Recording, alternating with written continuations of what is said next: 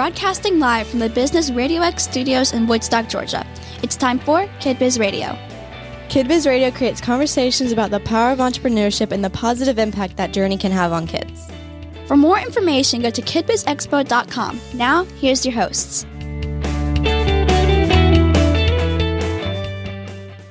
Hi, I'm Layla Dierdorf. And I'm Austin Guest. And we have a special guest here today, Dillon Adams with the Adams Collective. Good morning, guys. How are you guys this morning? Good. How are you? Doing good. So mind telling us a little bit about what you do and stuff? Of course, yeah. So I run a full-scale moving company and pest control company. We're a multi-divisional service. We try to be a one-stop shop for the community. How did you get into that? Like, what kind of motivated you to go into that field? So I traveled for about 12 years doing a bunch of different trades, and I kind of wanted to bring that to my community in town and build something here that I was able to actually support the place that helped raise me instead of just traveling all over the country and doing it elsewhere. How do you believe your work is impacting the community? I think that when I come in, I really come in and try to help people solve their problems, regardless of what it is. I think that through that and through helping people just overcome whatever life throws at you, because life's going to throw tons of different things at you, right? Whether it's you wake up late, or you're having a bad hair day, or your friend didn't text you, whatever it might be. I try to help you, obviously, with those things and other things, job related, that can help you, that just enables you to get through life easier, and then you can show up for someone else better. So do you think that kind of motivates you to keep going whenever you're having those bad days? For sure. I think back to the people that I have helped and just the how the community has helped me, and that's what really pushes me through, is seeing other people pour into me, and that helps me pour into other people. You said that the community helps you. Is there anybody in particular that's really helped you and you kind of look up to them? Yeah, you guys. Aww. It's been since I started coming in. Canton Business Club has been a big one for me. All the business clubs and everyone in there. Renee and Amy have taken me under their wing. I feel like kind of like their kid as well.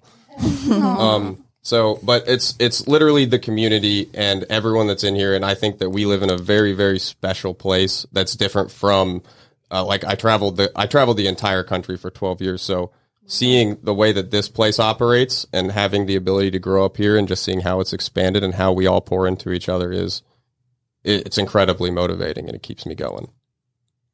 Tell me a time when a project or goal didn't really go as planned, and how did you react to that or learn from that experience? So this just happened to me actually last weekend. I had a call from an old colleague, and he had an emergency job.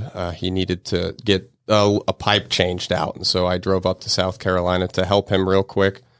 We got it changed, finished about 2 a.m, and then I got a call at about 8 a.m. saying, hey, the pipe you guys put up fell because someone else knocked it over, and I need you to come back and redo the work you just did. So we, running on 5 hours of sleep, ended up going back to work, getting there, and we got it done that day. They were super appreciative. Didn't go as planned, and obviously was less than favorable conditions, but we got through it and we solved the problem. Does that kind of help you learn in other situations how to possibly prevent those types of things from happening? Yes. Like and stuff? Yes. So every situation, even if it's to me, it's only a failure when you quit. But as you keep going, and no matter what it is, even if it didn't go as you planned, or you didn't like the way that maybe the outcome turned out, it still provides a learning situation there. It provides a lesson that you can build upon. And if you absolutely didn't like the way something went, then you can just make sure and take every precaution for that to never happen again. Yeah. Yes. How did you learn how to do your craft? Did you just kind of figure it out as you went? Did you have someone that you went to, or? So when I was 16 I always had a truck, no matter what. So I was one of my only kids in the friend group that had a truck. So obviously I had called to help move couches and stuff like that. And then from there, it kind of expanded. And when I was 18 and 19, I was fortunate enough that my father had a big old box truck, 26-footer. And he said, if you can use this to make money, then you can use it. And so I was 18, driving a 26-foot box truck. Probably had no business doing that, but I learned. I didn't hit anyone's car. That's good. It's always good. So just kind of a learning experience. What are some current goals you are pursuing right now within your business? Currently, I am trying to grow and expand my company and create something that is able to really benefit the community in multiple different ways, but then also help myself and the guys that are helping me to build this. So it's really about stability and creating that constant inflow of revenue. Speaking of goals, are there any goals that you had once you started that you've like absolutely dominated and like that you've passed? Completely completed? No. No. I have had, the counter thing is I did start a little more bright-eyed and bushy-tailed, you could say. I started with 3 different divisions when I came out of the gate, and that was a little bit more than I should have started with. And so in that, it just took a little learning. I had to step back from one of those divisions and actually take it down for a while. So it was like I had to slow down to speed up. Are you glad that you did that? I am. It saved me a lot of stress. And what we say, when we talk about it, we say we were tripping over 50s to get $1 bills. So, what do you believe was your biggest mistake through your entrepreneurial journey? I would say there are no mistakes because they're all lessons, right? So like when you guys asked the question about the lessons or about the hardships, it is all just, it's all just a learning opportunity, and it is what you get from it. So with that, what is the biggest advice you would give for all the entrepreneurs just starting a business now? I would say follow your gut and to stay curious. If something is interesting to you, I would say follow that. And then if you see a problem and you can come up with a solution, then expanding on that is what will ultimately could grow you to your business. What is your favorite part of the job versus your least favorite part of the job? Oh, my favorite part of the job is getting to help people, seeing their faces after I'm able to help them move their entire lives over and fit it all into a 26-foot box truck and then move it over to their new house, and then seeing the relief that they have when they're like, wow, this was such a great experience. I have never had one like this before. I can now just have to worry about moving in and unpacking. I think one of my least favorite things would honestly just have to be the paperwork. The paperwork. Paperwork is never fun. I've always been a man. I've always been out there, hands-on, in the field, doing work with my hands. I've never been one to sit behind a computer desk, but in this position, doing what I do as the company owner, you have to do things sometimes that you don't want to do. And so for me, I have to do the paperwork now. So hopefully later I don't have to. Yeah. Is there any advice that you've received from other people that have really helped you? Advice that I've received. Yes. It's only a failure if you quit trying. And That is very true. I stick by that. What are any misconceptions about what you do? I guess as far as the moving goes, maybe that they think that we're just there to move them and get their stuff and then move it over. But that's not how we approach the move at all. We know that moving can be one of the most stressful things that you do in your life. And so the approach we take is that you're like our neighbor or like my mom. I treat every customer like that so that they know that they can so it feels more of like a friendship and a hangout session rather than this big ordeal of moving their life. Where do you think you would see yourself in the next 5 years? 5 years? Yeah. I hope I work for you. I want to work for you guys. In the next 5 years, I would like to have a couple divisions up and running. I would like to be able to continue to pour into the community and help anyone that needs help just grow, including you guys. And honestly, anything else anyone needs. What is your role within Kid Biz Expo organization, and what led you to be a part of it? So I run and help with the blue-collar side of Kids Biz and enlightening kids on how that they can use their hands and solve problems physically in order to open that mindset to see what blue collar things later that they could possibly be interested in. I got involved because I bugged Renee and Amy enough to let them help me at an expo, to let me help them at an expo. And then I built them a really nice lemonade stand. And I think that's what got me in there. Whenever you first started, did you ever see yourself helping other businesses and like doing what you do? I had no idea how much I would pour into the community, how involved I would be with the other businesses, because for me, I deal directly with people moving their houses or people that need pest control or mosquito control. So the fact that I deal with and have relationships with what I feel like is 90% of the small businesses in Canton or Cherokee County, it just really, I was not expecting that at all. It was definitely, but I'm so glad I did. Do you think networking was a big part of that, like getting more? 100%. Networking was a big one for me, and that really is what I saw that helped me grow, is because I was able to just help a couple people, and then other people heard from that, and it got me more referrals.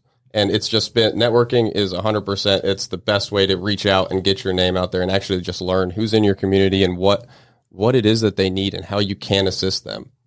Are there any other ways besides networking that can really help you grow your business?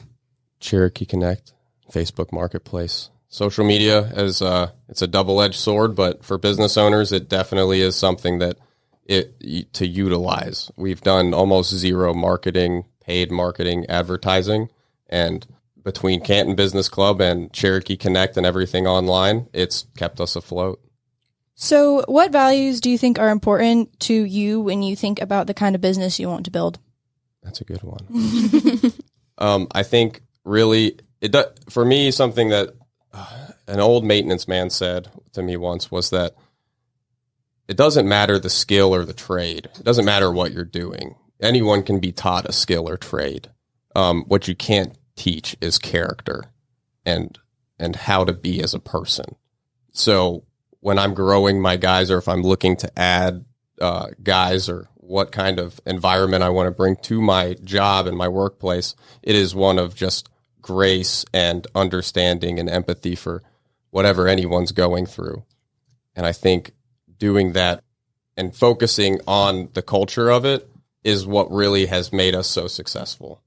How do you feel about personal growth, and how does that affect your business? I am really big on personal growth. Ask Amy or Renee. That's probably one of the hardest challenges that I've gone through life, is just constantly growing as a person, because you always feel like when you're yourself, you think you got it. You think you understand. And then you look back at yourself 5 years, you look back at yourself 5 years ago and you say, wow, that person didn't know a thing. Nope. And so I think it's constantly doing that, and it's hard in the present to stay present, and then, but also to remain open to growth and trying to continue. Are there any books that you would suggest to help with that? Atomic Habits, The Way of the Superior Man, No More Mr. Nice Guy was a good one for me. What is your favorite quote? Embrace the suck. If you can embrace the suck, then life is a whole lot easier. Does that mean just like kind of like rolling with like whatever life throws at you? Exactly. Rolling with the punches. You know, it's like even there, people say silver linings, glass half full type deal. So, but if you think about it, like no matter what, you can always find good in any situation, even the darkest of situations. And so I was once on a job, and I had one of my employees, when I was doing the industrial work, he landed on top of a $22,000 machine, and he broke it. It was pretty dark days. But because of how we handled the situation and got it handled, paid for, covered, and replaced, we actually ended up doing more work for the company we busted the machine for. Do you think how you view the world, like very positive, has impacted your customers and your employees? I would like to think so. I sure hope so.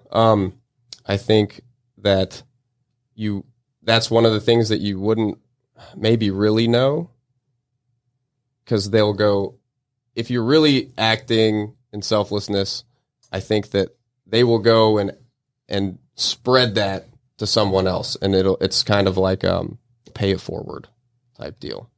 What do you think about the phrase, you are the sum of the 5 people you spend the most time with? I agree. And another fact is you make actually within $2,000 to $3,000 within your 5 friend group. What? Really? It's an interesting statistic.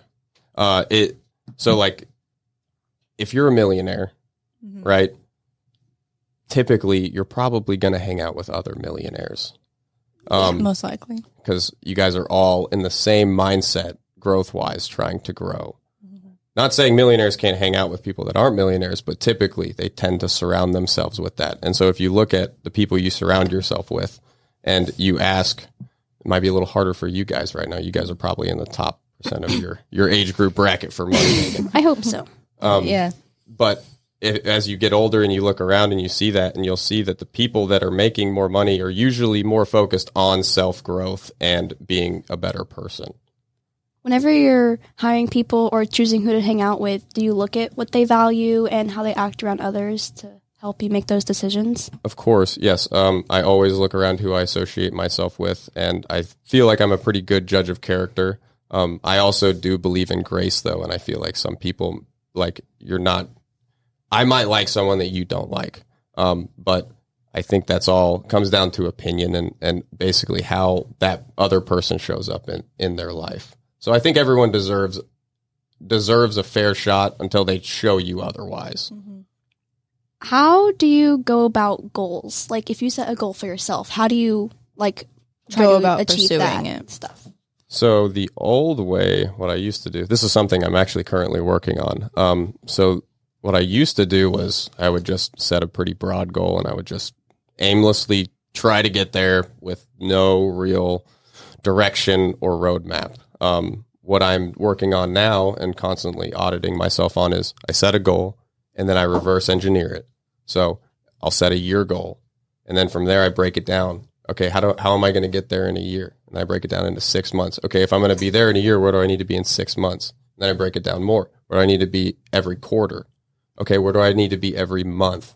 And you set those things, and the more it seems tedious and like probably a little extra, but the more granular you get with it, the easier it's going to be to obtain. Because now instead of just I want to own my own company, you now have, okay, I want to own my own company, and you have that broken down into steps all the way down to the day. You're going to know what to do every single day instead of just aimlessly waking up and saying, "Oh, well, I got to start a company, but I don't really know what to do." What is one thing that you are deeply grateful for right now?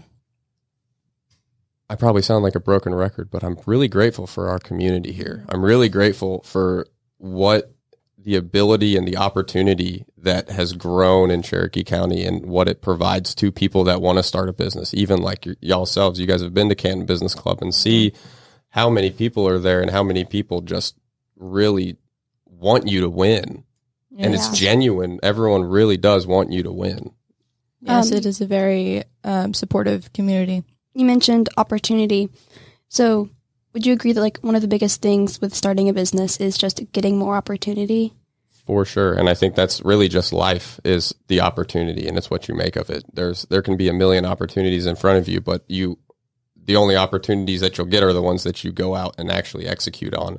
So you can have these things in front of you, but if you don't do anything to make it a reality, then nothing's going to happen. And I think in entrepreneurship, that's kind of the mindset you have to adopt naturally. You have to figure it out. You have to figure out how you're going to do it, how you're going to sell it. And so you apply that, and you end up applying it not only to your business, but it ends up applying to your entire life and how you just operate. What are some goals that you have for your business right now? I would like to make at least $500,000 this year revenue. It's a pretty good goal. That is a pretty good goal. It's pretty high. I think we can do it. It's definitely something that's going to be hard to do, but if it's hard, that means you're doing the right thing. And I think that's something that with like hard, if something is hard for you, if you find something in life that is hard, or if it makes you nervous, as long as it's not dangerous, then I would challenge you to do that. Because if you're scared or if you're nervous, that means that there's an opportunity for growth, because that's where the most growth happens. You don't grow a whole lot when everything's great, but you do grow a whole lot when you overcome challenges. Like, for you ladies, like, I'm sure you guys know a whole lot more now about starting businesses. And at first, we knew nothing. We have definitely grown a lot with KidBiz. It's been very helpful. Think about where you guys were a year ago, like compare that to now. Definitely different. Right? A lot happens in a year. What steps are you taking to achieve this current goal of yours? So we are setting we have to make at least $45,000 revenue every month. That's a big goal. And so, but it's getting out there and focusing and just really staying open to the community. I'm on Facebook all the time. Tag me in posts. I'm following up with people. I'm about to leave here and go look at another move. And so it's just staying on it and staying hungry. And even when you're tired, you just got to push through and do the things you don't want to do. Would you say you agree with the quote, the best things in life are on the other side of fear? Yes, I do. That's a very deep quote. That is a very deep quote. I think so, and that's like kind of what I said about on the other side of fear, that's growth, because you learn from that, and it allows you to, when you come to that problem the next time, you won't nearly be as scared. Like if you guys have to start another company, it's going to be way easier this time than it was a year ago or whenever you guys started. How do you use networking as like marketing?